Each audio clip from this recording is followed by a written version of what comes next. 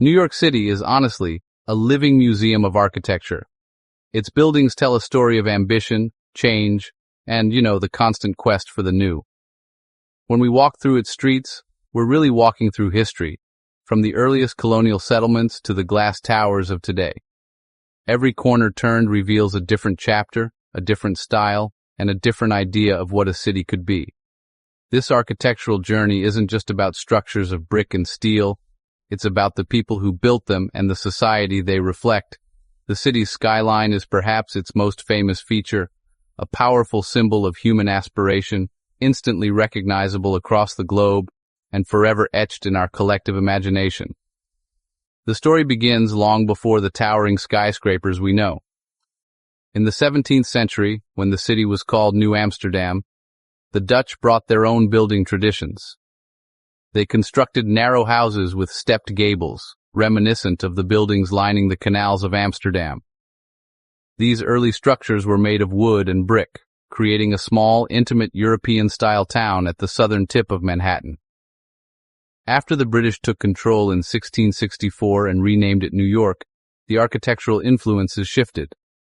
British Georgian styles became popular, favoring symmetry, order, and classical details, creating a more formal and stately appearance that suited a growing colonial hub. Sadly, very few buildings from this earliest period have survived the relentless cycle of demolition and rebuilding that really defines New York. St. Paul's Chapel, completed in 1766, stands as a remarkable exception. It's a beautiful example of Georgian architecture, a simple yet elegant stone church that has witnessed centuries of the city's history unfold around it. It stood firm as George Washington worshipped there and later as the World Trade Center rose and fell nearby. Its survival is a poignant reminder of the city's deep roots, a quiet testament to the endurance of its foundational layers, often hidden but never entirely lost. Following American independence, the federal style emerged, marking a new chapter for the young nation and its most important port. This style was a refined version of the Georgian aesthetic, characterized by its delicate details, graceful proportions, and prominent use of red brick. You can still see wonderful examples of federal row houses in areas like Greenwich Village. These homes, often with their elegant fan lights above the doors and shuttered windows, represented the prosperity and optimism of a newly formed republic. They established a pattern of residential living that would shape the city's grid for many years to come, creating dignified and orderly streetscapes. The 19th century was a period of explosive growth, and New York's architecture transformed to reflect its rising status as a global center of commerce and culture.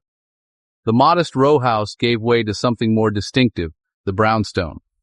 This quintessential New York building type, with its reddish-brown sandstone facade, became the dominant face of residential neighborhoods like Brooklyn's Park Slope and Manhattan's Upper West Side.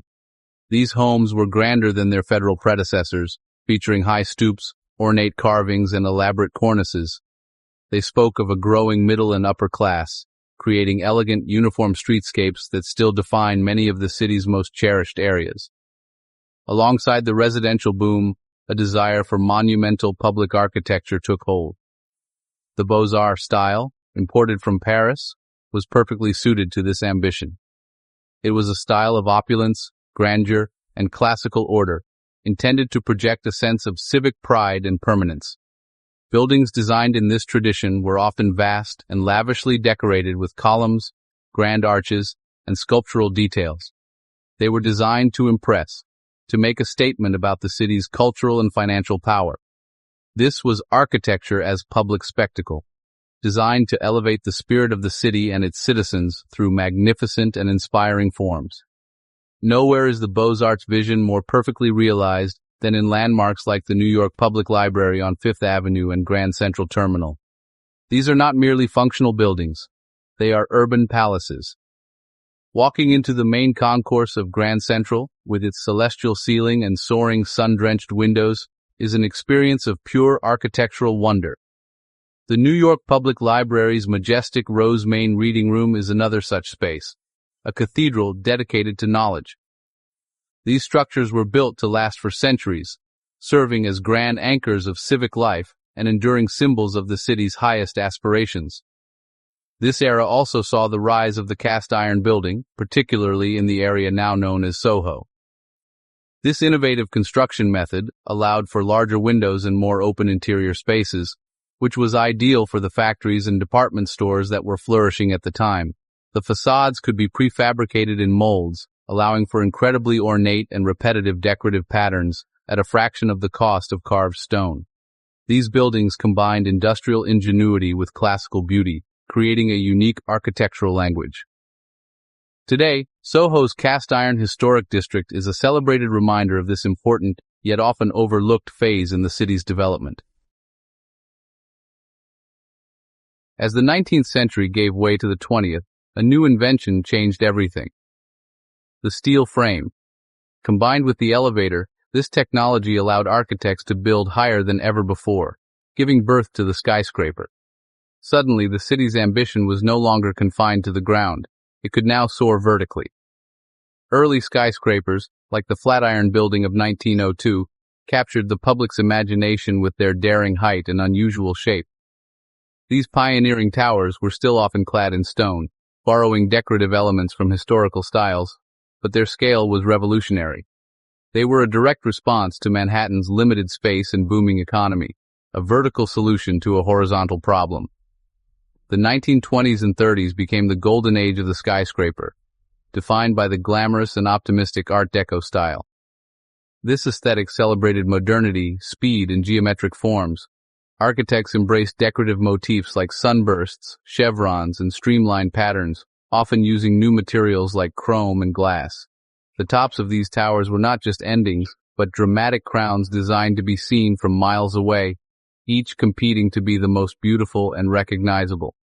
This was the era when the iconic Manhattan skyline, a jagged mountain range of man-made peaks, truly took shape, becoming a global symbol of progress and power.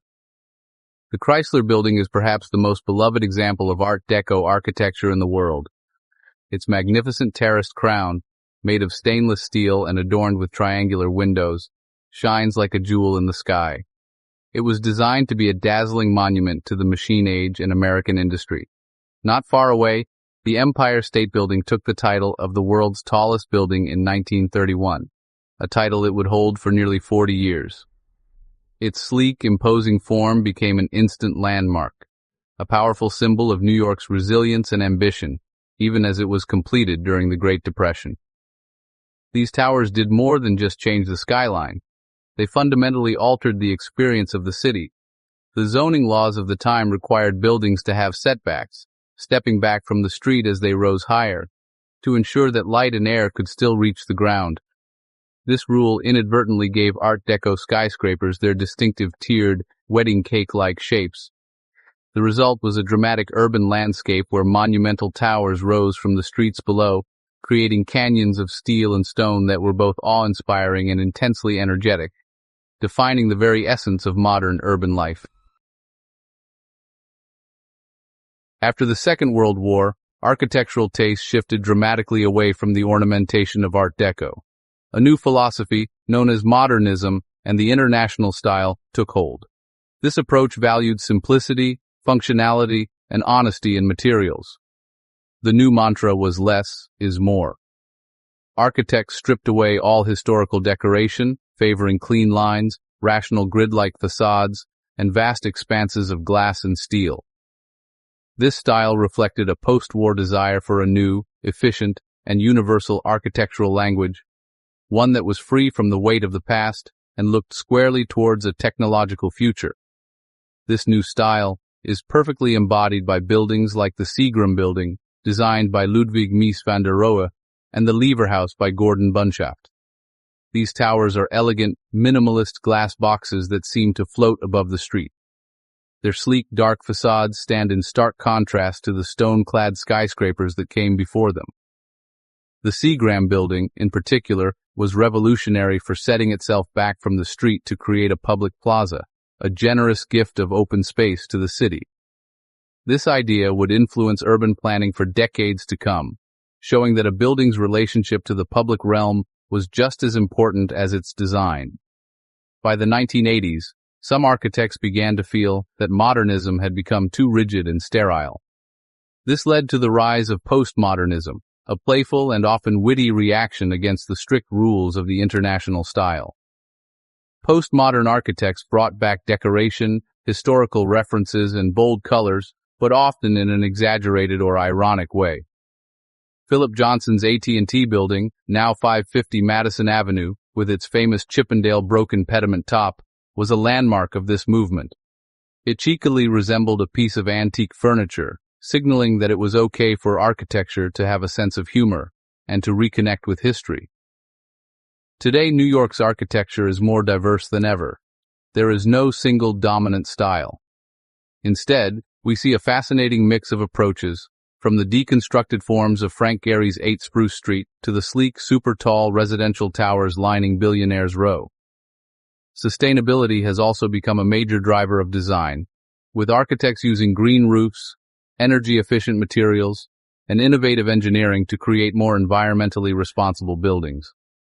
The city's skyline continues to evolve, with each new project adding another layer to its complex and ever-changing story, proving that New York's architectural spirit remains as dynamic and ambitious as ever.